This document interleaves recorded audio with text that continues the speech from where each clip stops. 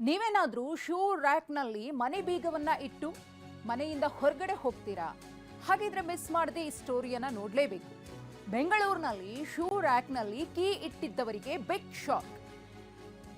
Shoe ರ್ಯಾಕ್ನಲ್ಲಿ ಬೀಗ ಇಟ್ಟು ಹೋಗಿದ್ದ ಮನೆಯಲ್ಲಿ ಕಳ್ಳತನ ನಡೆದಿದೆ. ವೈಟ್ ಫೀಲ್ಡ್ ನಾಗೊಂಡನಹಳ್ಳಿ ಮನೆಯಲ್ಲಿ ಆಗಿರುವಂತಹ ಕಳ್ಳತನ ಇದು. 55 ಲಕ್ಷ ಮೌಲ್ಯದ 348 ಗ್ರಾಂ ಚಿನ್ನಾಭರಣವನ್ನು ಕದ್ದಿದ್ದಾರೆ.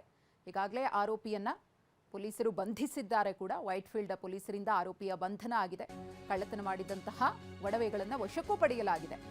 ಬಾಡಿಗೆ ಮನೆ ಹುಡುಕಲು ಬಂದ ಫೋಟೋಗ್ರಾಫರೇ ಕಳ್ಳ. ಇಲ್ಲಿ ನಾಗೊಂಡನಹಳ್ಳಿಯಲ್ಲಿ ಬಾಡಿಗೆ ಮನೆಯನ್ನ ಹುಡುಕ್ತಾ ಇದ್ದ ಕಿರಣ್ ಟೂಲೆಟ್ ಬೋರ್ಡ್ ನೋಡಿ ಬಿಲ್ಡಿಂಗ್ ಮೇಲೆ ಹೋಗಿದ್ದ. ಈ ವೇಳೆ ಶೂ ರ್ಯಾಕ್ನಲ್ಲಿ ಮನೆಯ ಬೀಗ ಸಿಕ್ಕಿದ ಆತನಿಗೆ ಆ ಕೀ ತಗೊಂಡು ಮನೆ ಡೋರನ್ನ ಓಪನ್ ಮಾಡಿ ಸೀದಾ ಒಳಗಡೆ ಹೋಗಿ 348 ಗ್ರಾಂ ಚಿನ್ನಾಭರಣವನ್ನ ಕದ್ದು ಕಿರಣ್ ಎಸ್ಕೇಪ್ ಆಗಿದ್ದ. ಪಶ್ಚಾತ್ತಾಪ ಕಾಡ್ತಿತ್ತಂತೆ, ಕಳ್ತನ ಮಾಡಿಬಿಟ್ಟಿದ್ದೀನಿ ಅಂತ ಹೇಳಿ ಮಲೆಮಹದೇಶ್ವರ ಬೆಟ್ಟಕ್ಕೆ ಭೇಟಿಯನ್ನ ಕೊಟ್ಟಿದ್ದ. ಅಲ್ಲಿಗೆ ಹೋಗಿ ಮಹದೇವನ ದರ್ಶನವನ್ನ ಪಡ್ಕೊಂಡು ವಾಪಸ್ ಬರಬೇಕಿದ್ರೆ ಖಾಕಿ ಬಲೆಗೆ ಬಿದ್ದಿದ್ದಾನೆ.